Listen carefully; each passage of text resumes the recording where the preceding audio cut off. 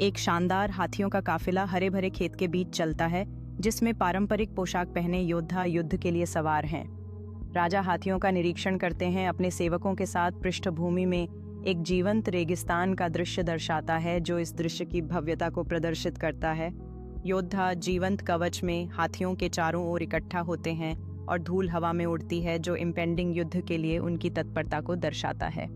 राजा हाथी पर बैठे एक दृढ़ अभिव्यक्ति के साथ एक भाला पकड़े हुए सामने के युद्ध भूमि का अवलोकन करते हैं। राजा रेगिस्तान के माध्यम से एक भव्य जुलूस का नेतृत्व करते हैं। सुनहरे सूर्यास्त की गर्म रोशनी हाथियों और उनके सवारों पर पड़ती है।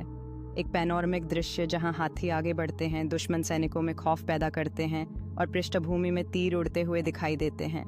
एक तीव्र क्षण जहां हाथी दुश्मन बलों पर चढ़ाई करते हैं और योद्धा अपने विशाल सवारियों से युद्ध के नारों के साथ गर्जना करते हैं। राजा जीत का जश्न मनाते हैं अपने वफादार सैनिकों और हर्षित हाथियों से घिरे। एक दिन राजा विशेष शिकारियों के एक समूह के साथ शिकार पर निकला। उन्होंने जंगल में एक विशालकाय जंगली हाथी को पकड़ने का प्रयास किया। ऐसा विशालकाय हाथी जो अपने भारी शरीर के साथ राजा के हाथी खान में अब तक नहीं देखा गया था। शिकारी पत्तों की छांव के नीचे रणनीति बनाते हैं। उनके चेहरों पर उत्साह और तनाव का मिश्रण होता है, जैसे वे हाथी की आखिरी दृष्टि की दिशा की ओर इशारा करते हैं। शिकारी धीरे धीरे झाड़ी के माध्यम से चलते हैं, जड़ों और ब्रांचेस पर सावधानी पूर्वक कदम रखते हुए उनकी नजरें आगे के रास्ते पर केंद्रित होती हैं, कार्रवाई के लिए तैयार। शिकारी अपने धनुष और तीर उठाते हैं। उनके चेहरों पर दृढ़ता की झलक होती है जब वे घास के बीच से दिखाई दे रहे विशाल हाथी पर निशाना साधने की तैयारी करते हैं। एक तीव्र क्षण आता है जब शिकारी एक साथ अपने तीर छोड़ते हैं। हर तीर तेजी और सटीकता के साथ विशाल हाथी की ओर उड़ता है। तीर हाथी को लगते हैं। एक तीर उसकी कठोर त्वचा में धंसता है, जबकि अन्य तीर उसके शरीर से टकराते हैं, जिससे प्राणी की ताकत और सहन शक्ति का प्रदर्शन होता है। हाथी शिकारियों की ओर चार्ज करता है। उसका विशाल शरीर एक शक्तिशाली बल बनाता है। एक विशाल और भयानक हाथी था जिसके सफेद दांत जैसे बर्फ के थे, जो अपनी सूंड के साथ किसी भी गाय को हवा में उछाल सकता था और जो बिजली की कड़क की तरह चिल्लाता था। वह बिजली और तूफान की तरह दौड़ता था और दूर से 4 स्तंभों पर बना हुआ एक गुंबद की तरह दिखाई देता था। जब वह अपने भारी भरकम कदमों के साथ चलता था तो जमीन उसके नीचे हिलती थी। वह एक टक्कर से किसी भी पुराने पेड़ को जड़ से उखाड़ फेंकता था और अपने एक हमले से सभी हाथियों को डराकर भागने पर मजबूर कर देता था। वह हमेशा जंगल में भाग दौड़ में व्यस्त रहता था और इंसान की शक्ल से बिल्कुल अनजान था। उसकी उपस्थिति जंगल में एक अनोखी छवि पैदा करती है जो सभी जीवों पर अपना प्रभाव छोड़ती है। यह हाथी पानी के एक गड्ढे पर शान से खड़ा होता है, जहां उसकी छवि पानी की सतह पर चमकती है। वह जब अपने सूंड को आसमान की ओर उठाता है तो जंगल में उसकी गर्जना गूंजती है, जो उसके साम्राज्य का संकेत देती है। वह ऊंची घास में शांति से चलता है, कभी कभी उस विशाल रूप को छिपाते हुए जैसे वह अपने साम्राज्य का निरीक्षण कर रहा हो। वह एक पहाड़ी की चोटी पर ठहरता है, जहां वह चंद्रमा के खिलाफ एक छाया बनाता है और नीचे की उसने जंजीर, रस्सी, तवील और फिल खाने का नाम तक नहीं सुना था। डरावना, गुस्से में और जंगली हाथी। शिकारियों ने उसे पकड़ा और उसकी टांगों को अलग अलग मजबूत जंजीरों से जकड़कर बादशाह के सामने लाए।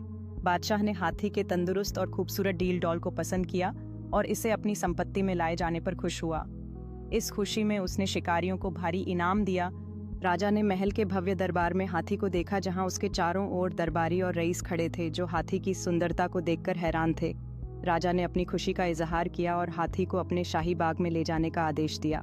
राजा के आदेश पर हाथी को राजसी बाग में लाया गया, जहां उसे एक नया घर मिला।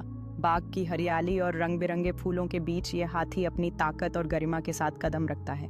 हाथी ने अपने नए आसपास की जांच शुरू की, रंग बिरंगे फूलों को सूंघते हुए और उसकी ताकत का एहसास करते हुए। एक सहायक ने उसे फल का टुकड़ा दिया, जिससे उनके बीच एक अनोखा रिश्ता बनने लगा। राजा दूर से हाथी को देख रहा था। उसके चेहरे पर गर्व भरी मुस्कान थी, जैसे वह इसे बाग में खिलखिलाते हुए देखता है। सूरज की रोशनी में राजसी बाग का नजारा बेहद खूबसूरत हो गया, जहां हाथी खेलते हुए नजर आ रहा था। राजा ने अपने दरबार में उस हाथी के भविष्य पर चर्चा करने के लिए सभी को बुलाया। वह हाथी शांत और सुंदर था, लेकिन उसकी जंगली प्रवृत्तियां उसे नए माहौल में समायोजित करने में कठिनाई देती थीं। फिर फील बाणों के सरदार को बुलाकर उससे पूछा, इस हाथी के बारे में तुम्हारा क्या ख्याल है? सरदार ने कहा, मैं इस हाथी के बारे में क्या कहूँ? सच तो यह है कि मैंने इस डील डोल का हाथी इससे पहले नहीं देखा। अफसोस सिर्फ इस बात का है कि यह जंगलों में घूमने फिरने वाला जानवर है और इसे दूसरे हाथियों के साथ रखकर नहीं सिखाया जा सकता।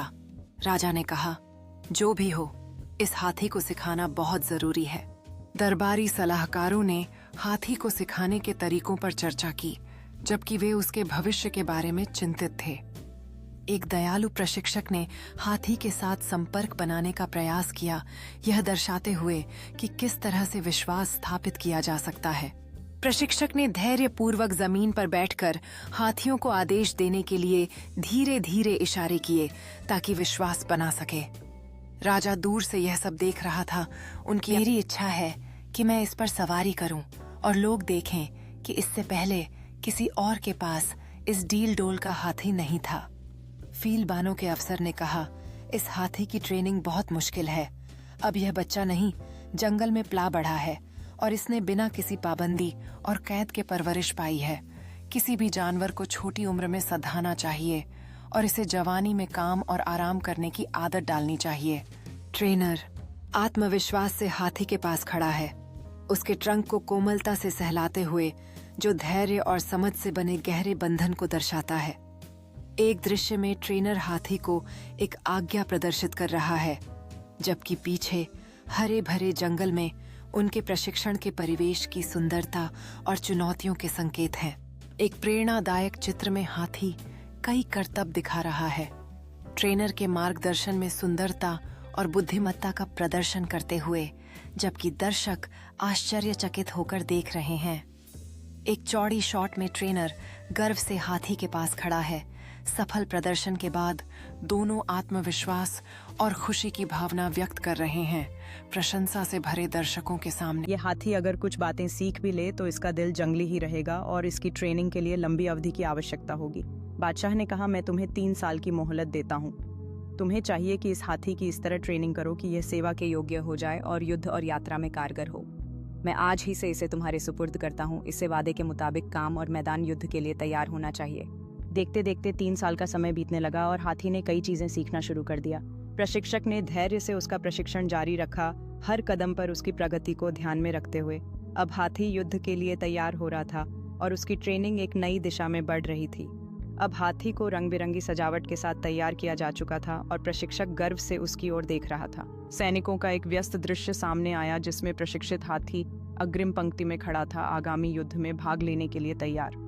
एक नाटकीय युद्ध भूमि में अराजकता का माहौल था, जहां प्रशिक्षित हाथी सैनिकों के साथ वीरता से चार्ज कर रहा था, अपनी ताकत और साहस को प्रदर्शित करते हुए।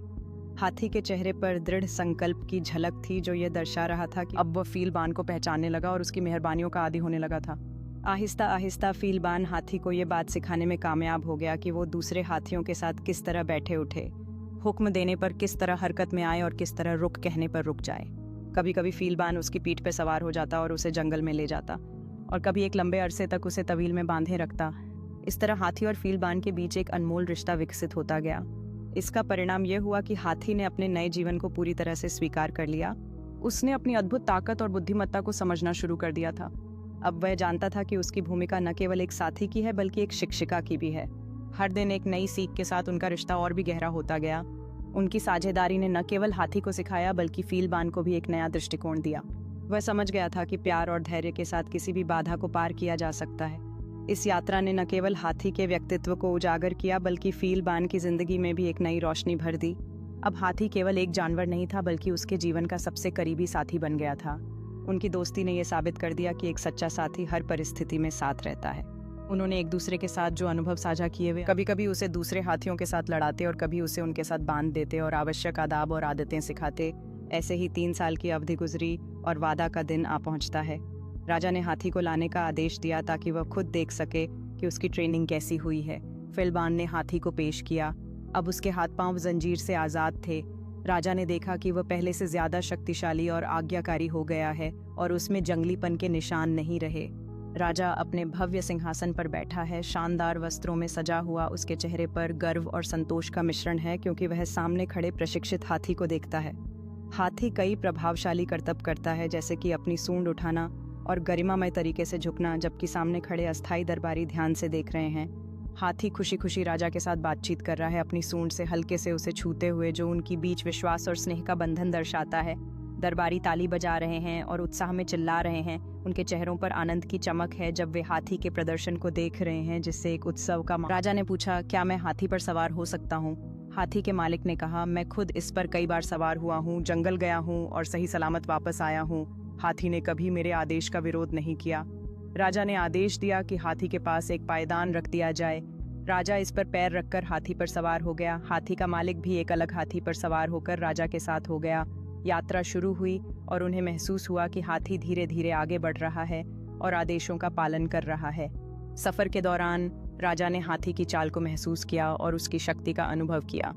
रास्ते में उन्होंने जंगल की हरियाली और जीव जंतु की आवाज़ों का आनंद लिया। हाथी धीरे धीरे बढ़ते हुए एक बड़े पेड़ के नीचे रुका, जहां कुछ क्षण के लिए विश्राम किया गया। राजा ने हाथी से आराम करते हुए देखा कि पेड़ की छाया में अन्य जीव जंतु भी शांत हो रहे हैं। उन्होंने महसूस किया कि यह यात्रा उनके लिए सिर्फ एक शौक नहीं बल्कि प्रकृति के साथ एक विशेष संबंध बनाने का मौका है। थोड़ी देर बाद हाथी फिर से